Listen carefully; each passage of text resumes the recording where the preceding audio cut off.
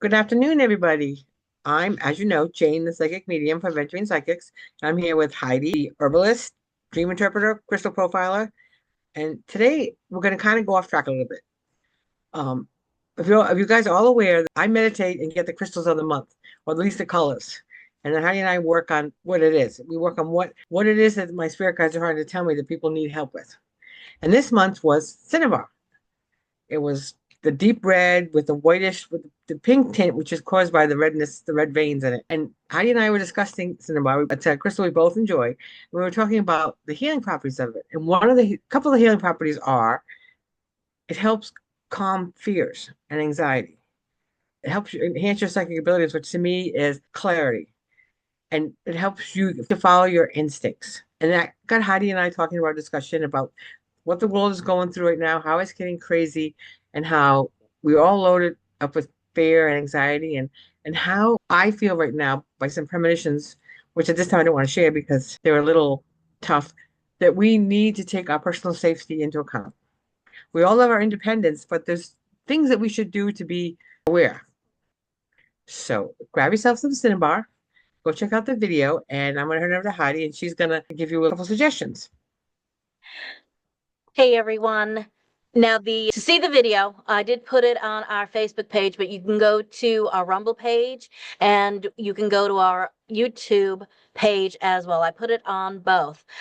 But one of the things that Jane had really hit home with me when we've known all those people in our lives that love their independence. They don't like to really tell anybody where they're going because they really enjoy being the solitary person. Fabulous. We respect that 100%. In this day and age where it comes to the point where we can't leave our doors unlocked anymore, we can't be outside when the light goes on anymore, and that's our signal to come back home.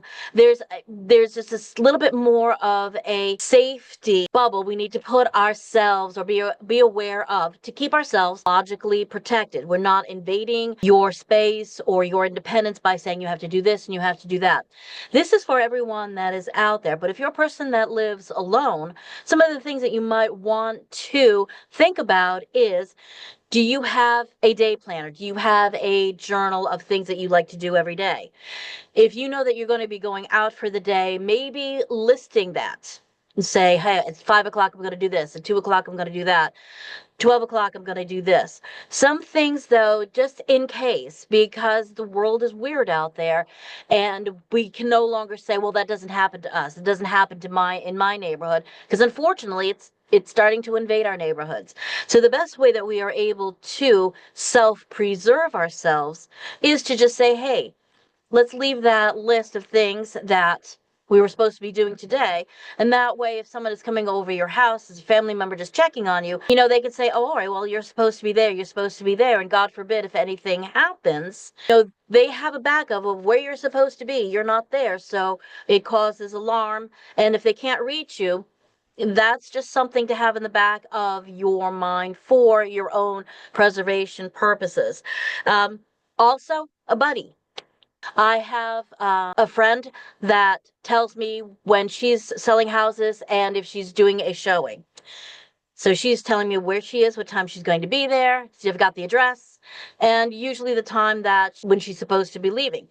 So this is the buddy system, so that you're keeping an eye on each other and you're checking on each other. Peace of mind is what I'm trying to say, so that if anything happens, everybody's got peace of minds and we can check off the A, B's, and C's. Jane had also mentioned something that was really fascinating, was changing your routine of how do you go to work?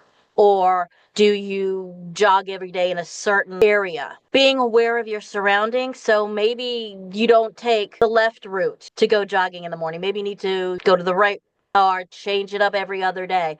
Make it so that if somebody is watching you, they can't tell where you are. These are things to think about, and it is a pain in the neck, but it's something that we can control, and we take this into account for ourselves. We need to give people that care about us a sense of, we're going to be okay. That's all you need to do. Jane, you had mentioned something else, and I know I wrote it down. Do you have an example also of like a changing up habits or being aware your bullet points of being safe? Um, I have a couple. We do not want to take anyone's independence away at all. But one of the things I kind of went through my habits and I decided whether they were detrimental or not. And I'm going to come forward and confront. I'm an occasional smoker and I'm really trying not to be. I'm trying to be nothing. But one of the things that I was thinking about my habit, and we all have this habit, we pull into a parking lot and I'm eating on my phone, trying to bring up my grocery list or bring up my this, and I'm not paying attention. And I have decided to, when I pull into a parking lot, I'm going to, while the doors are still locked, I'm going to take a deep breath and I'm going to look around and see if anything triggers me. And this is where your cinnabar and your awareness and your psychic abilities will come on. If it doesn't feel right, don't feel bad about starting up that car and moving it to another spot or totally leaving that venue.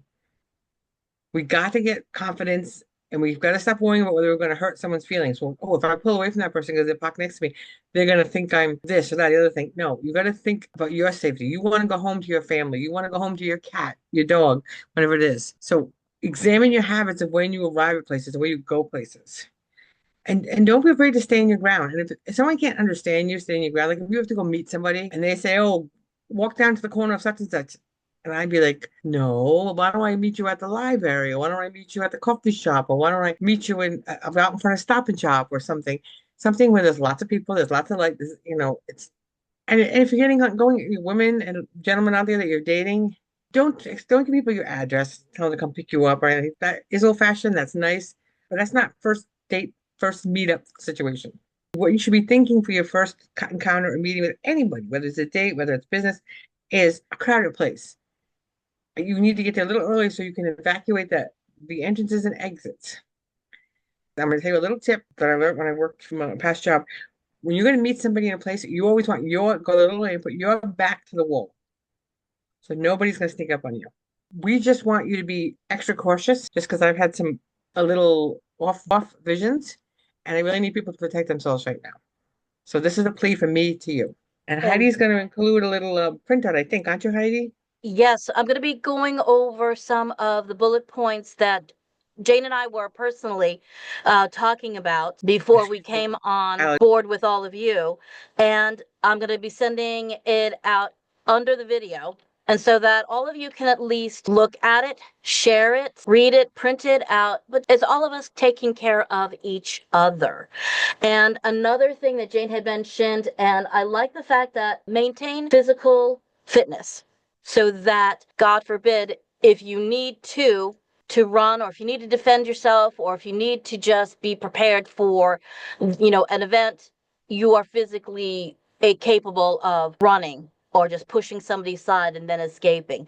And I guess there's also nothing wrong with, pepper spray, maybe a taser. That's Yes. also legal. But it's all about protecting ourselves.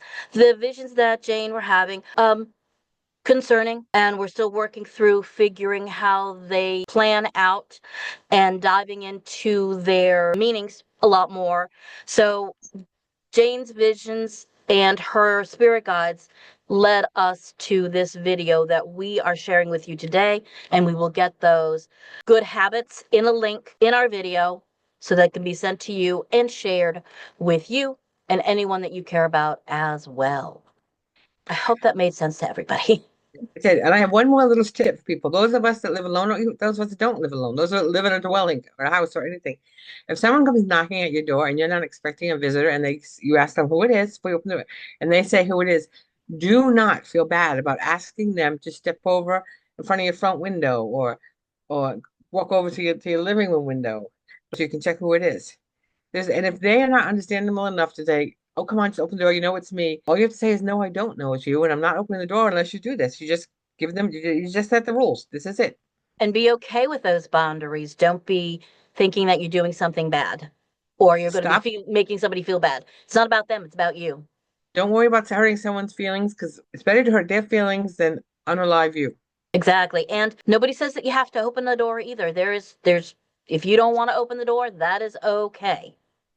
Mm-hmm. Because 9 times out of 10, or even 10 times out of 10, they're a solicitor. And you don't need to open the door. And you don't need you can get a little camera. You don't need to have a big doorbell camera or anything. Mm-hmm. You can just put a candle in a window that faces your doors and look at it and just say, "No, you say you're Joe, but you're not Joe. I know Joe." Exactly.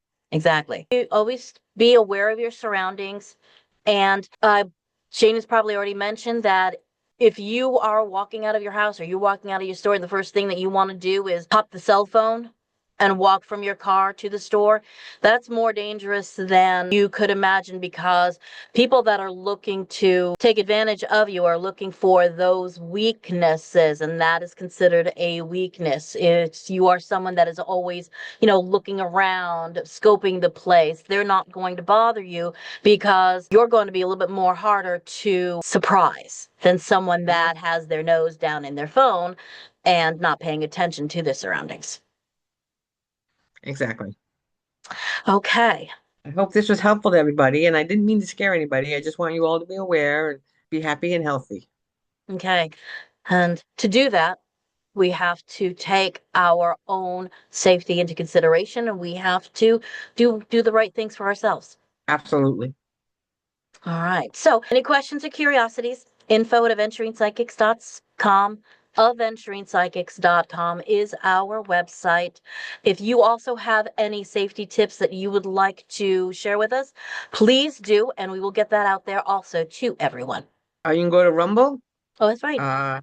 Adventuring Psychics, or you can go to YouTube, Adventuring Psychics, and you can leave something in the comments if you want. Exactly. All right, everyone. Have a great rest of the day, and we will talk to all of you very soon. God bless and have a good day. Bye bye. Bye bye.